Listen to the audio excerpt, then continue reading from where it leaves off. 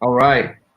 All right. Welcome in to Toilet Two Titles, episode number 2 here. I don't know if there's a blinking noise in the background. Oh, my computer, I'm sorry, is going in and out of charging, and it's making funky noises. So at some point in this episode, I'm at 57% right now. So at some point in this episode, I'm gonna have to correct that. Right now, I'm gonna unplug it. Not worry about it. All right. It's 9 o'clock in the morning. I've had my coffee, and I'm not too concerned. All right. Maybe this computer will feed off of my energy rather than a source of energy coming from a wall. But anyway, again, welcome to Toilets to Titles. If you are somebody who's subscribed, we really appreciate you. This is excellent. 2 episodes. We got some subscribers. We've had some views. This is going to be a lot of fun. But let me stop rambling. With me, I have my co-host, Justin Stevens. You can find him on Twitter at JustinFF_. And today we have a special guest, a very special guest, a guru. All right, this is an NFL draft guru, Shane Hallam at Shane P. Hallam on Twitter, fakepigskin.com, draftsite.com, and he covers the Steelers for SteelCityInsider.net. What's up, guys? Hey, I appreciate you guys having me on. It's you guys are 2 of my favorites to talk to. So when you started this show, I was like, I got to get on there. So I'm excited. I'm excited to talk rookie drafts, and it's that time of the year. So good stuff, man. 2 of your favorites. That's nice. Good morning, John. Good morning, Shane. Good morning, Shane's beard. It's great to have you all on this morning. We got different levels of beards here. You know what I mean? We got clean shaven in the middle. We got, mine's a little thick, but Shane's is like, mine looks like a child beard compared to Shane's is a man's beard.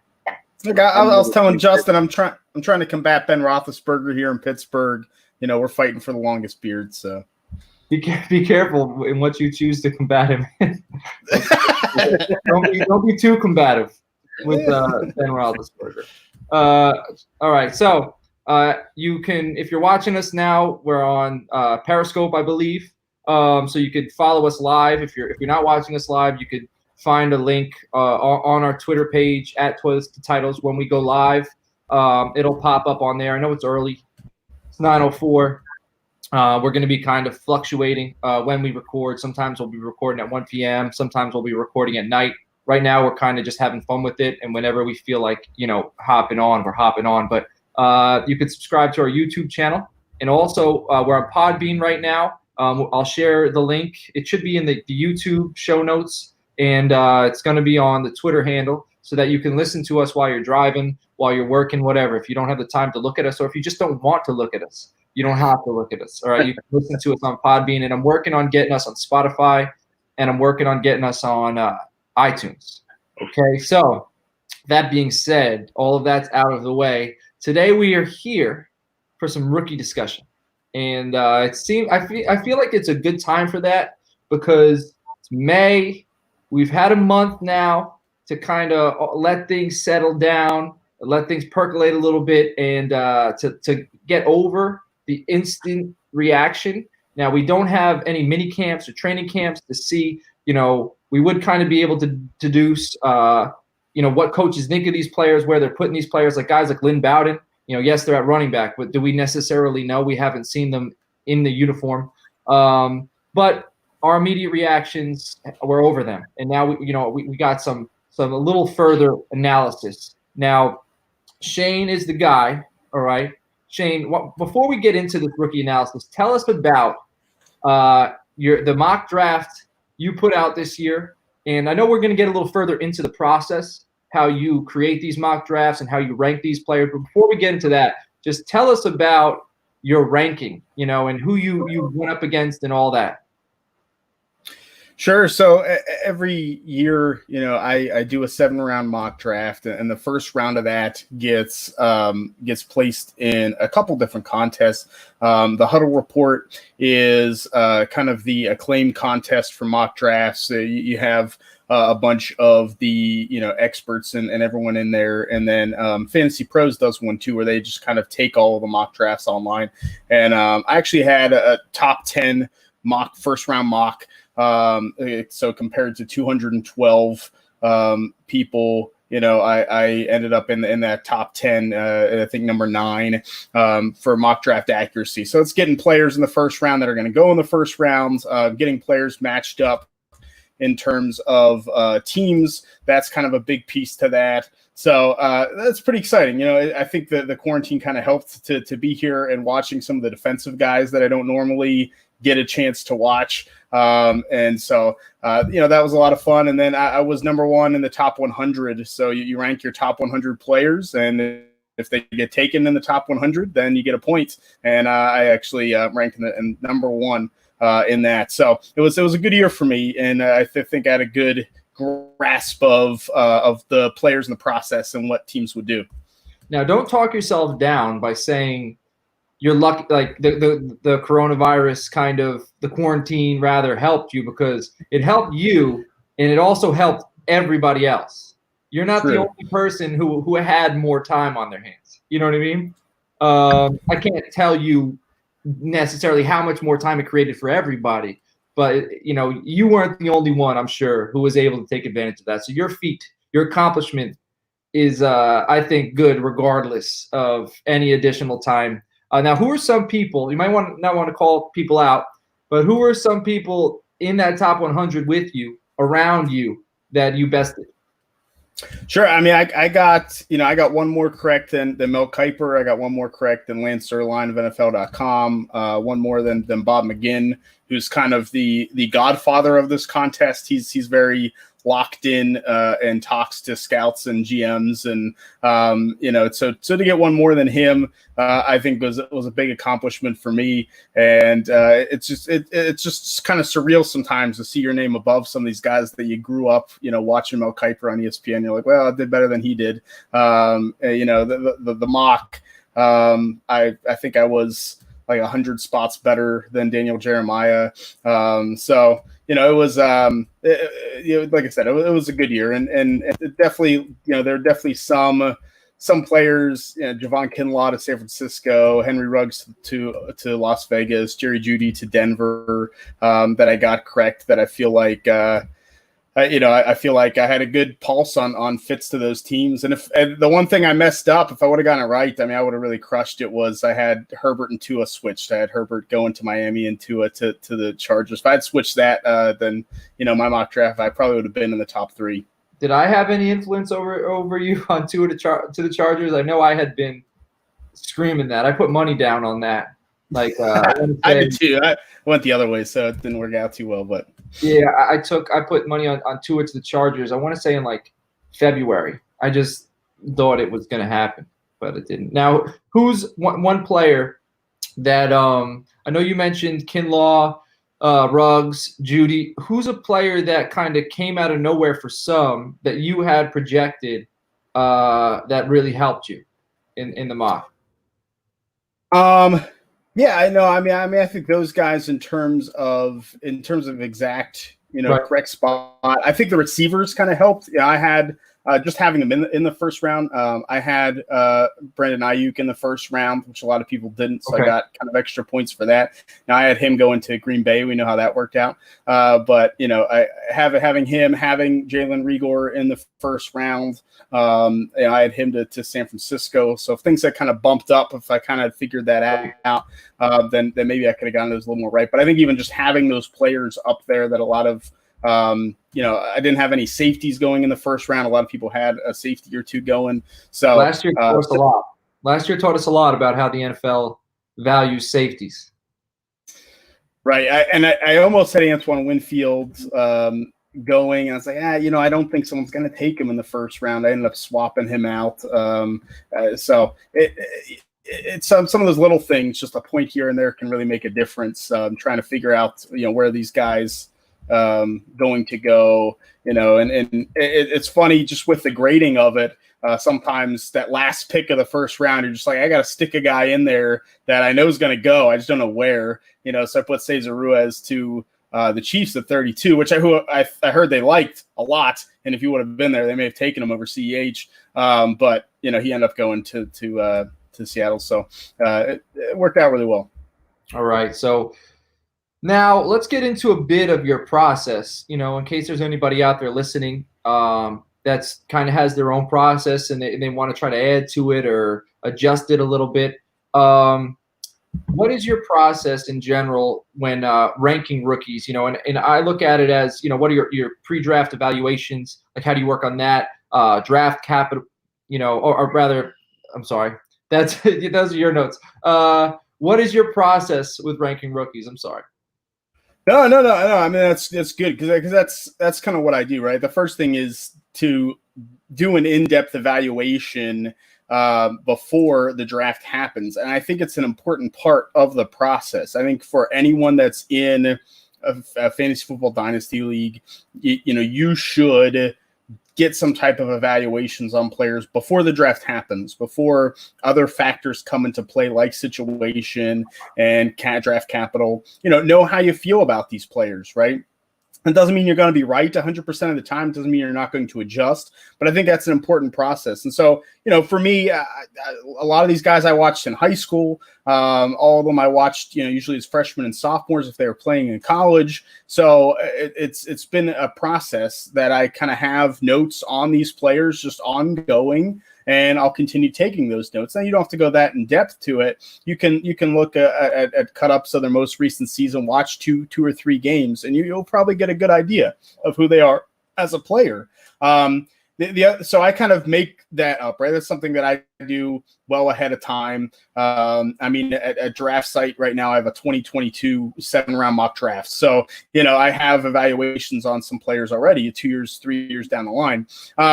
But, what I'll also do, especially leading up to the draft, is I'll look at people that I respect, either in fantasy or in the NFL draft community, and see what their rankings are, right? It doesn't mean I have to agree with them. Yeah, but if there's a player... You'll let them know if you don't agree. Oh, yeah. I'm outspoken on that. But, if there are some people I respect a lot, that if they have a guy significantly lower or significantly higher than me, then it causes me to take another look. And sometimes I'll take another look and say, no, I think I'm right. I don't think they're right, right? And sometimes I'll take another look and say, okay, I can understand where this is going. I think Jalen Reagor is one of those guys. I had him kind of super low, and a lot of people that I respected had him have very high.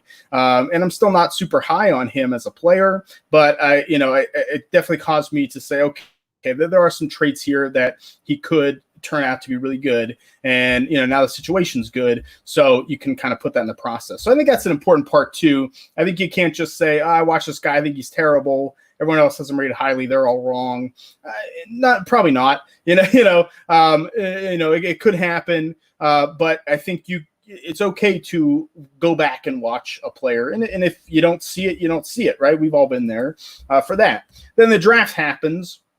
And now you have, pieces that get added to that. I think draft capital is a big thing. I think it's something that is really important, right? If I have a player rated super highly that goes in the 7th round of the NFL draft, they're probably not going to do anything. So I'm not going to take them in the 2nd round of my rookie draft, right? Like, don't do it. You don't have to do that. Doesn't mean that I can't take a flyer on a guy later, right? I was really high on James Robinson, running back from Illinois State. Didn't get drafted. It gets picked up by Jacksonville. I think it's a good spot. Am I going to draft him in a rookie draft? No. He wasn't drafted. So does that mean I'm wrong? Probably in some sense. But at the same time, that can play into your draft account. If you have a player that got taken, a couple rounds higher than you thought they should, it's someone to put on your draft board. At the end of rookie drafts, especially deeper ones, and you and I are in some deep rostered leagues together, where you can stash guys. At the end of the rookie draft, I'm drafting on draft capital. I'm drafting Gabriel Davis because he went in the 4th round and he's the highest, drafted receiver left on the board. That's a shot. There's a good chance that makes a team versus even a Tyler Johnson, someone like that went a little bit lower. So I think that definitely plays a part in it. It doesn't mean that I, throw out my pre-draft evaluations now. I think these are all kind of pieces to that puzzle. It doesn't mean, Henry Ruggs was the first receiver taken, so now he's my number 1 receiver, right? That's not how that works. But if my number 1 receiver was drafted in the 4th round, I'm taking Henry Ruggs over him, right? So I think you got to make that process and adjust based on that. And then you start looking at fits with teams and roles. That's kind of the last piece to me, is how do these players fit in with their team? How do their roles fit in? And I think sometimes myself included, we're too kind of short-sighted with that. Jalen Reagor is drafted by the Eagles. They really need a receiver. They have a good quarterback, so he's going to be great. Sometimes it can be short-sighted. How many, Devin Singletary is an example of a guy who went into a good situation. He really played really well, and then they turn around in a year and draft another running back, right? And so it's like, well, now that situation's not as good. So the situations can change very quickly, and teams can change very quickly. But I do look at teams and how well do they draft this position. Is here in Pittsburgh, the Steelers kill it with receivers. So I wasn't a huge Chase Claypool guy. I had him rated as a tight end, but the Steelers drafted him, and they've had a couple misses, but mostly hits. I'm in, I'm in for that. I think that's important too when you look at teams and roles. So I think there's a lot of pieces to add to that puzzle, but don't forsake any of it. Don't say, oh, I watched this guy, he was crap, and then he got drafted in the first round, that I'm not going to take him. No, you take him if the value is good. You can have him at the bottom of that tier. Brandon Ayuk's a guy like that for me. I have him at the bottom of the tier. I wasn't a big fan of him. He goes in the first round. I don't know if he's going to be a big fantasy producer, but I'll take him in the mid-second if he's there of a rookie draft, right? You got to take him. So I think all that plays into account. Don't throw out the pre-draft evaluations. Don't ignore draft capital, and then don't ignore fits with teams and what's going to happen. I think all of them play a piece, and you have to kind of even those pieces out. You can't go too high one way or too high the other way. So I was a little long-winded, but I think that's kind of my process and the pieces that I put in. I think that was very well put. I think it's easy to get kind of into your process by the way that you described it. Now, breaking down my reaction to your process, like your pre-draft evaluation process, I think you said you watched most of these guys in high school. Yeah. The ones that were decently, 4 or 5 star recruits, I watched in high school, a couple 3 stars. So some of them I did, some of them weren't rated high enough to watch. But quick question. Tell me a little bit about Leonard Fournette. Did you watched him come out of high school, right? Yeah. He was a monster. Right. I thought this guy is the next, this is by far the next NFL stud. I drafted him in a Devy draft out of high school because this Earl guy's going to be a stud. Dude looked like Earl Campbell in high school. The dude was an animal. Now, but I listening to what you said about your pre-draft evaluations, I think what kind of elevates you, I think, is the fact that you know when to stick to your guns, and but you also do enough work when you see people who or you see thoughts that are the opposite of your own. I think the fact that you do enough work to see if you need to, you're missing something. So it's hard, for me personally, it's hard to know when, sometimes it's mood. Like I could be in a mood when I put YouTube and I guy, and then I could be in a mood where I'm not really feeling into it. I put on YouTube, I'm watching some clips of somebody and I don't like them. And it's like, is it, I don't like them? Or is it, kind of just my attitude coming into the film? It's so hard when watching these kids. You really need to have a process. You also need to have a process position specific. You got to be able to compare these guys to other players at their position. Because if you go into it just watching them and seeing if they electrify you more than other players, you're going to find guys that you want to root for. You're going to find guys you want to stand under the table for. But it's going to be hard for you, or I'll speak personally. It's going to be hard for me to rank them accordingly to not just the players in this class, but the players around, prior to this class, to NFL players, because that's who these players are going to end up being one day. And are they going to be successful or are they not? So the fact that you really dig deep, I think that helps your analysis so that you have a fair, well-rounded analysis. I know, personally speaking, I'm fairly I do this for fun. And a lot, I watch film when I want to, because it's not a job. And what I find when I'm pushing myself to do it just because I want to get analysis out there, I want to watch all these guys, it gets like work. And I don't want it to be work. I'm not there. You know what I mean? I want this to be fun. So I do find that I find guys that I want to cheer for, and that doesn't necessarily mean these are guys that are going to be good. You know what I mean? Like Tyree Jackson last year, who went from Buffalo. The quarterback, dude, 6'8", good arm, decent athlete. Last year, I thought this guy, I thought he was going to be good. I thought he was going to go in the second or third round. I think he went undrafted. The Bills picked him up, and then he's playing in the XFL. And then Anthony Gordon this year. I like him. I'm all in. And then he goes to Seattle. He's sitting behind Russell Wilson. Dude's never going to see the field, So it's drawing the line between guys you like and actual analysis, So, and also, the draft capital, the fits with the teams, I think all that stuff is good. I think it was very well put, and I think it was good to get in the mind of somebody who has the success that you've had. Now, I know you said you start watching these guys out as far out as high school, right? Now, when do you start ranking these players as opposed to guys in their class, but also as opposed to guys that could be in their potential draft class? So not just, their standard year.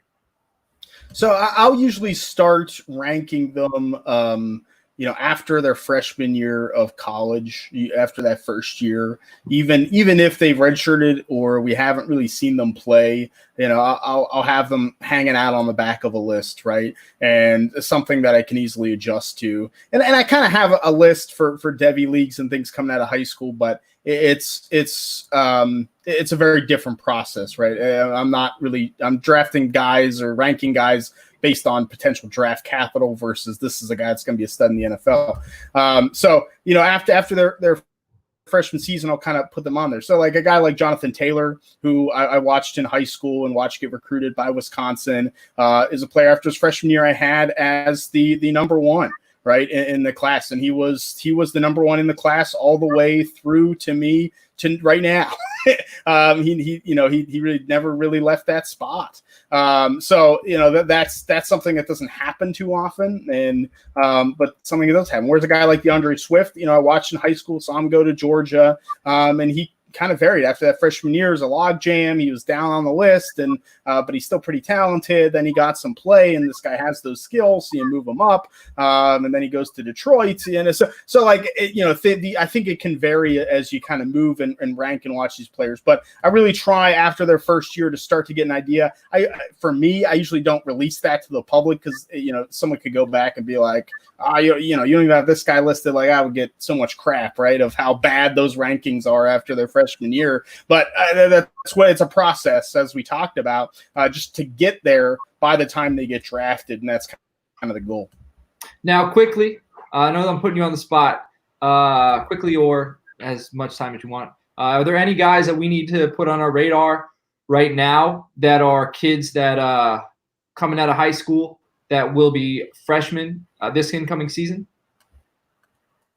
I mean, I could talk for an hour if you want. Give me two quarterbacks, one or two quarterbacks, depending on the strength of the class, a running like in a few skill position players. Sure. I'll start with running back because there's a running back that I really like, Marshawn Lloyd, coming into South Carolina, right? And it reminds me a lot of Marcus Lattimore coming out of high school. If you remember that name, a guy that had just a devastating, injury, and ended up getting, basically ending his career. So he's a player that's just like such a monster on the field, like moves so fluidly. I'm a big fan of his. So the running back position, skill position, he's definitely a player that that I'm looking at and trying to figure out. Quarterback wise, the kid going to Alabama, Bryce Young. I mean, blows me away. I'll be very surprised if he's not starting this year for them. I think he'll beat out Mac Jones, who's been there for a while. He's athletic. He reminds me a lot of Tua with a little more athleticism. So someone that can take the ball and run What's his frame? Yeah, I mean, he's on the smaller end. I mean, I think he probably comes in a little under 6'2", is my guess. And yeah, and it's not too bad. You know, I think I've seen him listed at 6 foot. I've seen him listed at 6'2", so I think it depends. So you know, he might come in around 6 feet tall, but 190 pounds, and there's definitely some more frame that he can add to him. But I think he is like a legitimate my number one quarterback in this class. I think he's a player that's going to be, you know, crazy good. So you know, there's a couple guys, I guess, that you can kind of take with you. I like Marshawn Lloyd. I like him. I mean, Bijan Robinson, running back, going to Texas. You know, he's phenomenal too. Bijan? Did you say Dijon or Bijan? Bijan, yeah, Bijan. Okay. Yeah, I don't know if that might not even be correct, but that sounds like a smooth cat. Yeah, right. So that's pretty good. Kendall Milton, another running back, going to Georgia. You know, he's pretty good. So yeah, there's a lot of players. I like C.J. Stroud as a quarterback going to Ohio State. Has some of those Justin Fields vibes. So like I said, I could list off names all day, but it's actually a really fun class this year. So I'm looking forward to a couple years down the line. Cool. All right. Now, I know you kind of said, you know, you watch these guys in high school. You've talked about, you know, how you rank, you know, some of these players in the big time schools. But you know, how does you work on your master list, including, you know, players that aren't necessarily big names coming out of high school, or these big players at, you know, big time colleges? You know, how do you put that all together? It's definitely not easy, and I definitely rely on others for that list, and I think that's fine. You know, I don't think you have to create every player out of thin air and know who you're watching. So, you know, I start with big time recruits. If you're a 4 or 5 star recruit, I'm going to watch you in college because there's some athletic ability there. Some of them I can write off immediately.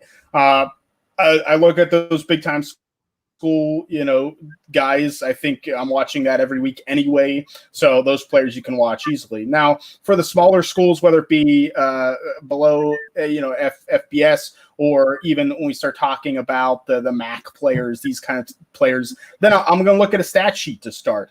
Who produced a lot of statistics? I'm going to watch those players. A lot of them are not NFL talent.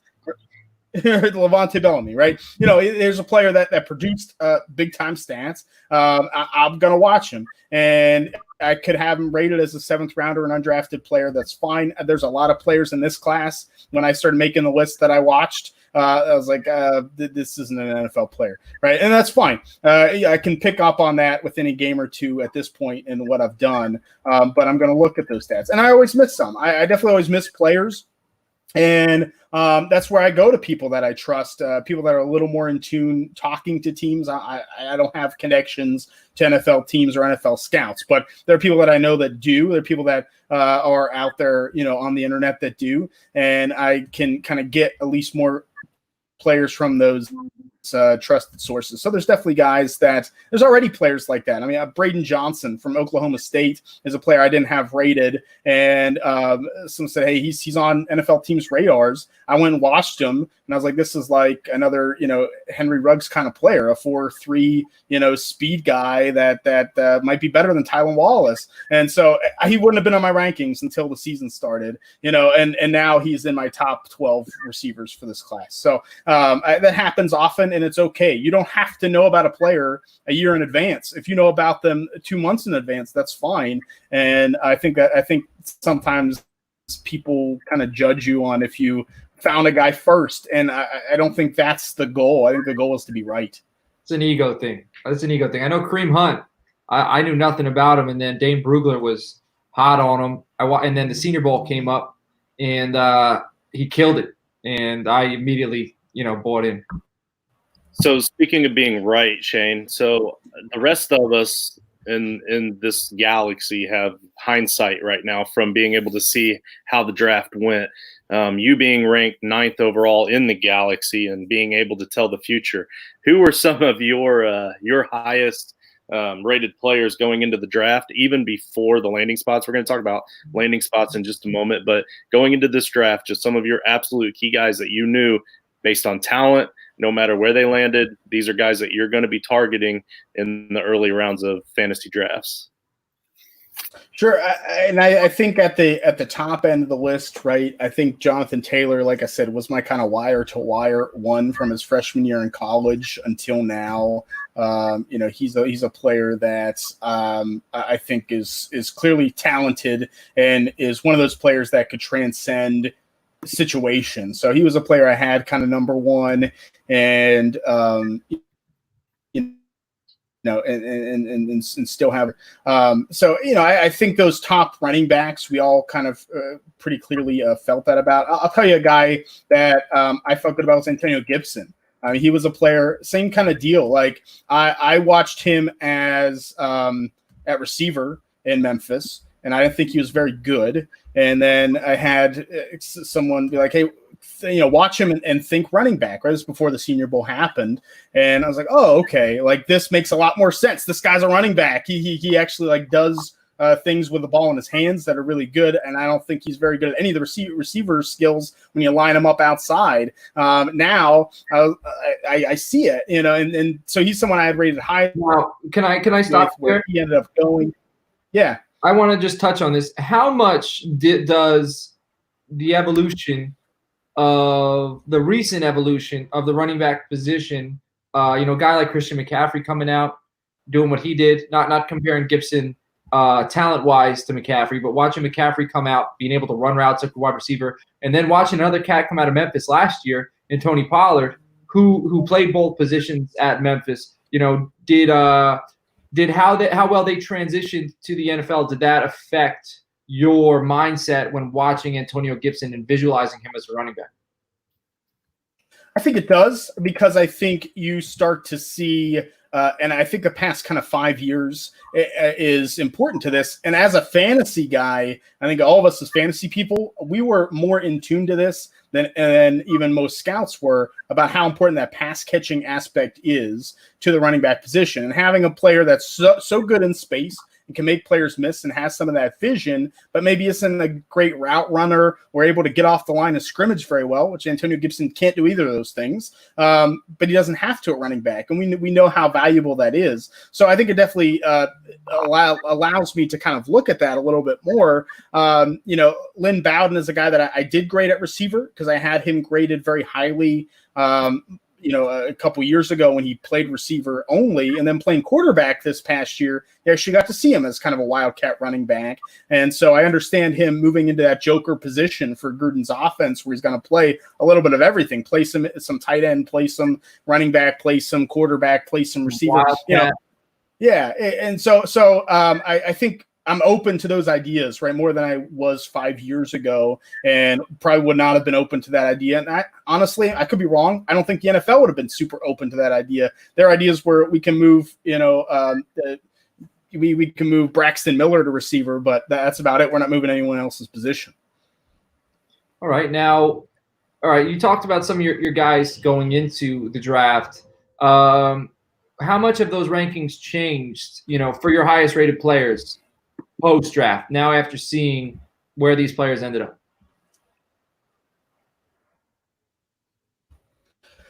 I think it changes drastically. I think if it doesn't, then you're kind of lying to yourself about it. You know what I mean? Like I think when the draft happens, you really have to take a look at what my process was, what my evaluation was, and how it fits in.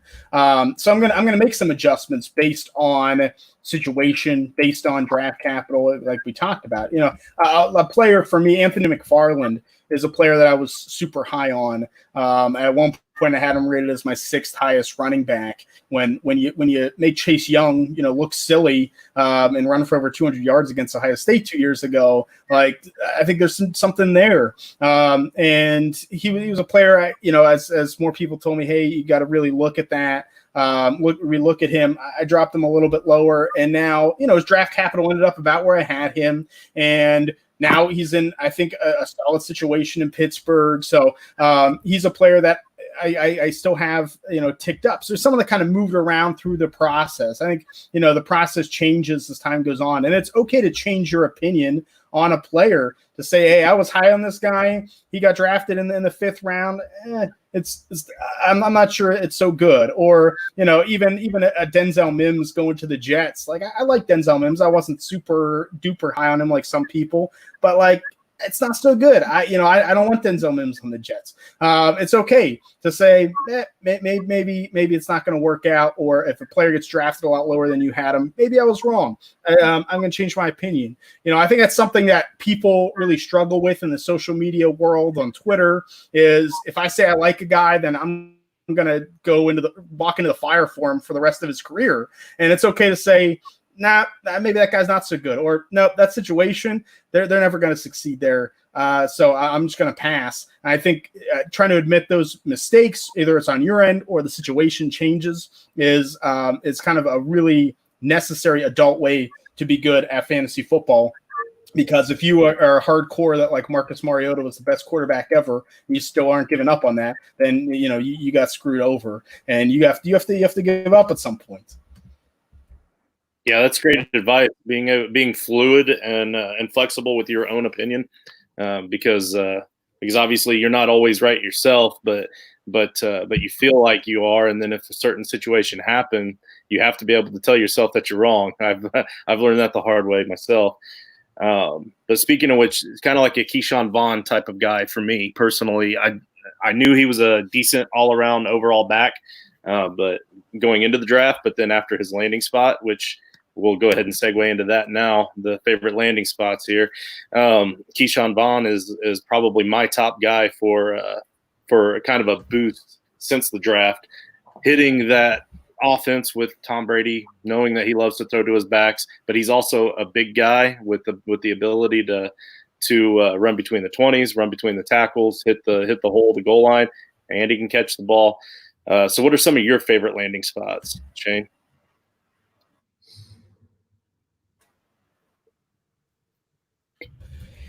Yeah,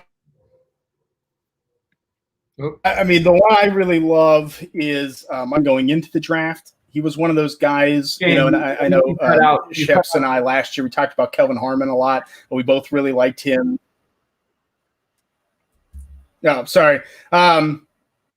Yeah, so I really like Michael Pittman's landing spot in Indianapolis. Michael Pittman was a player that I was really high on pre-draft. I know, Ships and I talked about Kelvin Harmon last year. We both really liked him. And I was kind of scared about Michael Pittman, even though he got separation. I was scared like he was going to be the Kelvin Harmon guy that like falls a little further than we expect, and the draft capital is a problem. Then when he goes high 2nd round to a place like Indianapolis, who needs that kind of powerful, rangy, physical receiver, I'm like, this is it. And I know the quarterback situation isn't set, but I trust that coach and that general manager.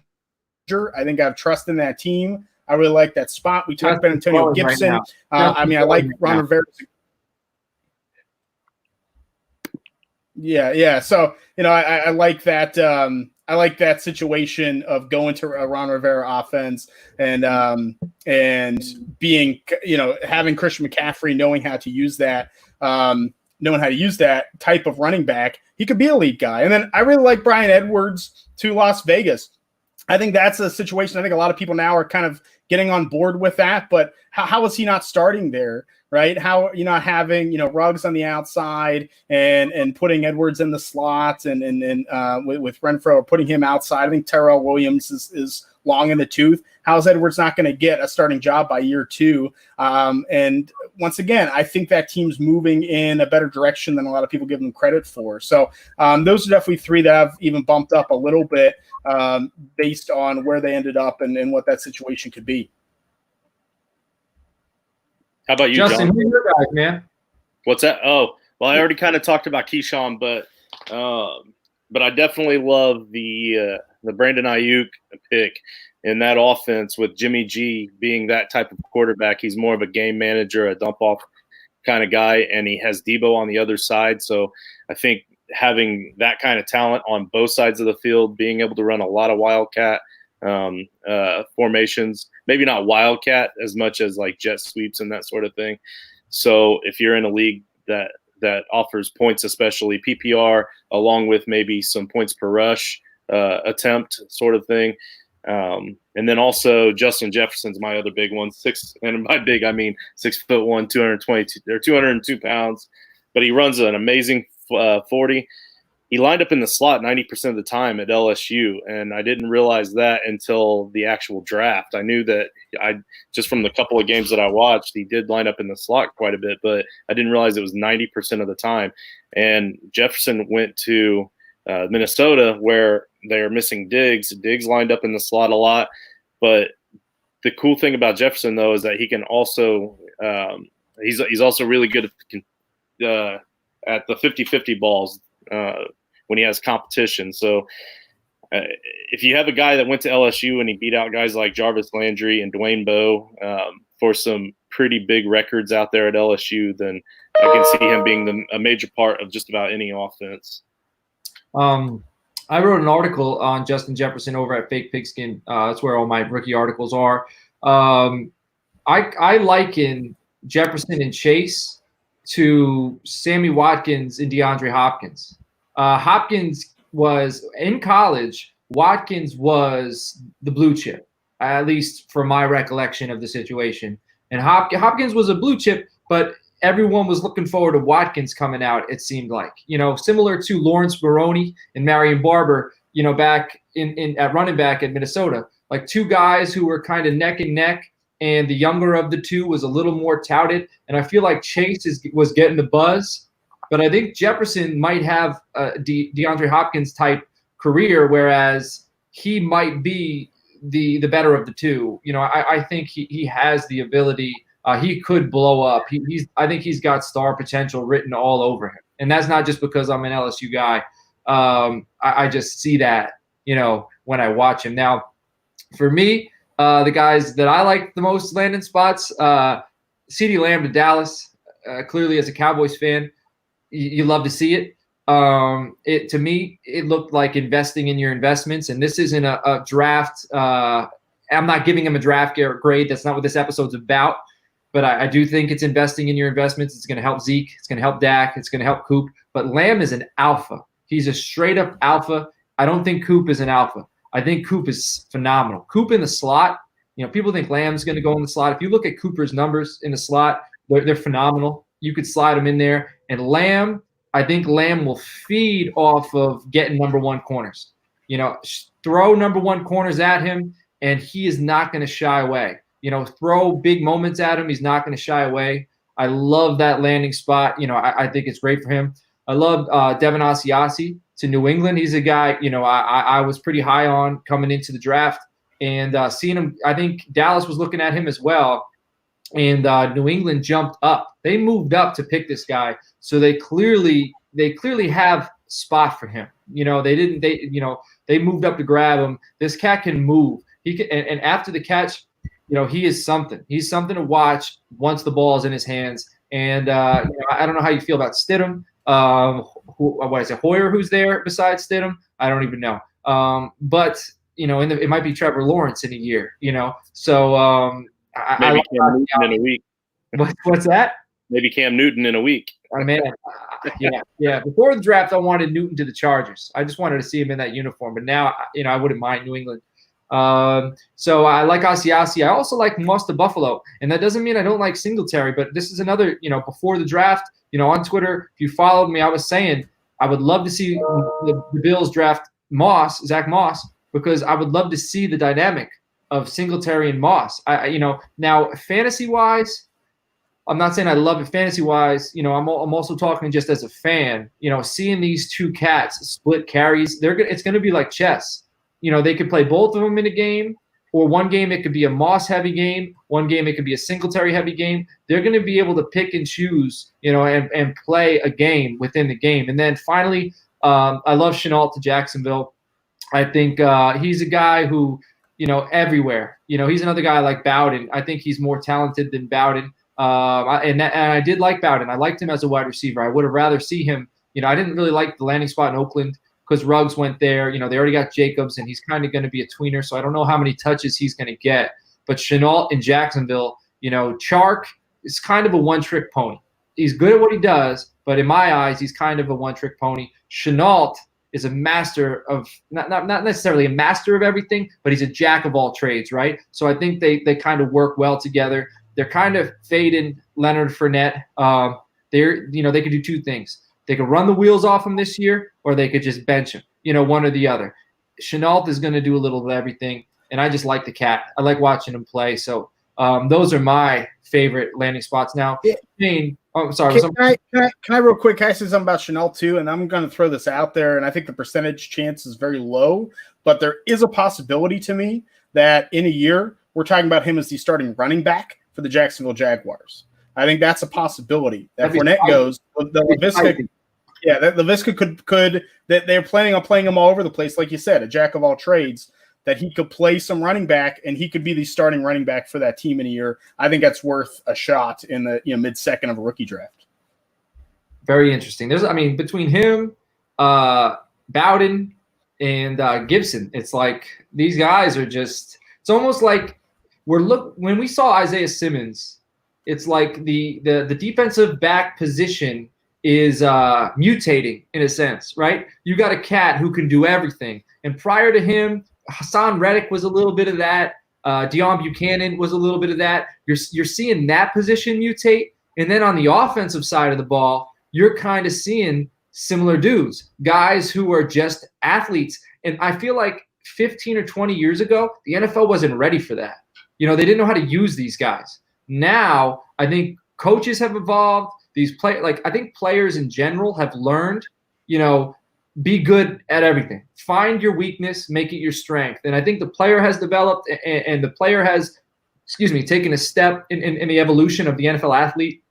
So it's very interesting how high we are on these guys, because I feel like if we had this podcast 15, 20 years ago, we'd doubt that a team, like even, a few years ago with Curtis Samuel. When Curtis Samuel was drafted, I thought he was the type of player who gets his offensive coordinator fired, right? You draft this guy with high draft capital, you got to find a role for him. And what happened to the offensive coordinator the year after? He was out the door. I don't necessarily know if it's because of Samuel, but that was just my analysis. I feel like even within a few years, teams have learned to work with these guys. So I would be excited for that. Now, who were your biggest climbers post-draft, Shane? I think the biggest was Van Jefferson from Florida. He's someone I had lower on my list. He's an older prospect. I thought he's solid. I think he's a rock solid pass catcher, highly productive. But man, compared to this dynamic receiver class, I was like, this guy's much lower. Then he goes to the second round to the Rams, which as much as everyone wants to bag on Jared Goff and bag on the Rams offense, they're still going to score a lot of points. And Brandon Cooks is gone. So now you have Jefferson against Reynolds. And, they invested high draft capital. So to me, in the if he's sitting there in the third round of a rookie draft, like how do you not take a guy with that kind of draft capital on a big offense? It's funny. I actually drafted him as a Devy after his freshman year at Ole Miss. And then 2 years ago, I was like, well, that was a wasted pick. And now he's back, so you never know what's going to happen with these guys. He transfers and has a good year and ends up getting drafted. Going to Justin's boy, Keyshawn Vaughn, a player that I thought was good. I had rated kind of more highly after his junior season, and I thought last season was solid but not great. Obviously, Tampa's a good situation. I think he's going to be the ultimate player where people are going to have to decide, do you like the landing spot? Is it worth the pick if you don't feel he's super dynamic? That's a question. And then Jalen Reagor I talked about before. He's kind of my clear 109 pick, which I know a lot of people have him higher than that. I've seen him go at the 101 of a rookie draft. Which is crazy. But I think after, Judy, Lamb, and Jefferson in whatever order, I think Reagor ends up being that clear pick. Even if I don't love him as a player, he's going to get that opportunity. I just fear if Nelson Aguilar part 2 is my fear with him. But I think he's definitely climbed a lot for me. All right. Those are some definitely. I think Van Jefferson, we've seen Cooper Kupp succeed with Goff, and I think there's a lot of similarities between the two. I think both guys know how to run every route and route tree. They're going to be where they're supposed to be. They're deceptive, right? Like they're not the best athletes in the world I mean, they're pretty stellar athletes if they're playing in the NFL, but you compare it to some other wide receivers, but they get open. And I think we've seen Kupp succeed, and I think it's easy to believe that Jefferson can believe in. Be productive in that system. Now, this is we're kind of gonna wrap it up, but if we do have a training camp, which I'm sure we're all hoping we do, right? Which rookie veteran competitions are you most looking forward to seeing play out? So I have 3 that I'm kind of interested in. 2 of them are here in Pittsburgh. I'm looking forward to Anthony McFarland against Jalen Samuels as kind of that speedster pass catching role. I can't imagine the team's going to hold 3 running backs every week. And so I think McFarland's going to have to win that if he really wants to get some early play. And then I look forward to kind of Chase Claypool against James Washington. I think Deontay Johnson has his role on the outside. I think Juju Smith-Schuster is going to play that slot role and outside going to do everything. But I think that third kind of receiver is going to be up for grabs. And I think Claypool has a good shot with the draft capital, but I don't think Washington's going away. And then the one that's kind of the highest on my list is for the Chargers. I want to see Joshua Kelly against Justin Jackson. I like Joshua Kelly a lot. I like Justin Jackson a lot. I think they're both much better than they probably ever will seem. But whoever wins that job is going to get some playing time with Austin Eckler. And I think it could be a position for Kelly to really break out. So I'm kind of excited about all those because I think the winners of those will be good fantasy values when all things are said and done. I went the more obvious route with the Tua and Fitz comparison, just because I am getting a lot of shares of Tua right now, and I do know that they still like Fitz down there, and how could you not? The dude is magical, and he has that free-flowing beard, and I mean, everybody loves Fitz, but at the same time, you also want to win football games, and the team is young, and they're building, and they're actually, on paper, not that bad, and maybe we have another Cleveland Browns situation where they just never get good anywhere else other than paper. But if at some point during the season they decide to switch over to Tua, it'll be interesting to see. I especially want to see it happen before they play the Bengals later on in the season. And then as a Colts fan, obviously, I am extremely interested in seeing the Taylor versus Mack competition. I want to see what that split's going to look like. This team is definitely going to be a run-first team. They were all season last season. They have the offensive line to run through just about anybody that they want to run through. And now they have Phillip Rivers, and I've been very vocal about not liking the Phillip Rivers signing. He's a deep ball kind of guy, but no longer has the accuracy for the deep ball. So Taylor has that ability to catch the ball out of the backfield when need be. I don't think they used him quite enough for that, but then Naheem Hines is also back there to get a lot of the receptions out of the backfield. So it'll be interesting to me to see if we have a camp, how much work Taylor actually gets with the number ones. I kind of cheated with mine. Mine's not veteran versus rookie. Mine's actually rookie versus rookie. So I'm interested to see with Ruggs and Bowden in Oakland, which one gets the most hype. Right, like what's good about social media right now is that player can make a play at camp, regardless of how you feel about plays that are made at camp. Players can make plays at camp, and it's going to go right on Twitter. It's going to go right on YouTube. It's going to go right on to ESPN.com. So we're gonna see. It happens every year. Like a guy like Tyreek Hill, he was jumping on the screen. As a rookie, and it was just screaming, big play potential. And the only question was how could he expand as a wide receiver rather than just an athlete. But anyway, between Ruggs and Bowden, both, have the juice, right? And which one is going to showcase that more? Which one is going to be more, it's going to have a better fit in what they're trying to do, and who do they favor more? Who are they, who's getting more targets? Who's lining up where? I think that's going to be very interesting to see, especially for people who drafted Ruggs in the first, in rookie drafts, and then especially people who got Bowden, maybe in the third, or late second. So there's a little bit of value there. So that's the competition I'm looking at. That's it. I think we touched on. real quick, if you don't mind, I've got something here to throw in based off of what you were just talking about. Yeah, go ahead. I'm in the middle, towards the end of a rookie auction right now, and Ruggs went for $110.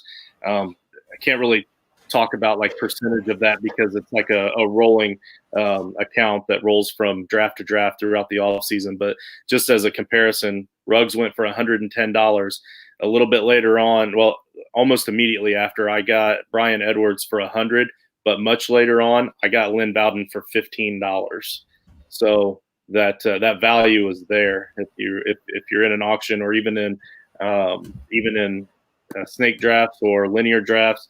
If you want to wait just a little bit longer, that value is there, and you could potentially get the even better wide receiver there for much cheaper. I like it. I like instant analysis based upon draft capital. I like it. Gentlemen, I really appreciate both of you, joining me, Justin, clearly, as my co-host, and Shane. I mean, I barely, I'm a talker, and I didn't do much talk in this episode. So you ran the show, man. It's you've been on, all of my podcasts that I've ever done, and having you on is, like having a talking encyclopedia on. So I really appreciate you joining us, man. No, hey, it's always a pleasure. You guys are starting up something really good here for sure. So that's I'm excited to follow and watch. I subscribe, so hopefully everyone else will on YouTube too, and then follow you guys. I know you'll have some good stuff, and hopefully we can do it again at some point. Talk about some of these guys earlier in the process and during the college season that we hopefully have. But it would be a lot of fun. Awesome, man. And again, you can follow, as you can see at the bottom there. Down below, we got Shane's Twitter handle at Shane P. Hallam. He's over at fakepigskin.com, where I reside as well. So where all my articles are over there. Draftsite.com. Again, he covers the Steelers for SteelCityInsider.net, and he's an excellent. As of this year, he's up there, man. He's top 10. He's top 10 with his mock draft. So he's got his 2022 mock is already up, and then not saying that's going to be the final rendition of that mock. But it's up there. Shane, where can they find that? Yes, that's at draftsite.com. You can find my 2022, I have a 1-round 2023, and then with a little searching, you can find my 7-round 2021 as well. So the next 3 years of mock drafts up on draftsite.com. Excellent. And you can find us, as Justin put below, as well on Twitter at Toilets to Titles. You can ask, send us your questions about your rookie drafts, whatever. Tweet us there.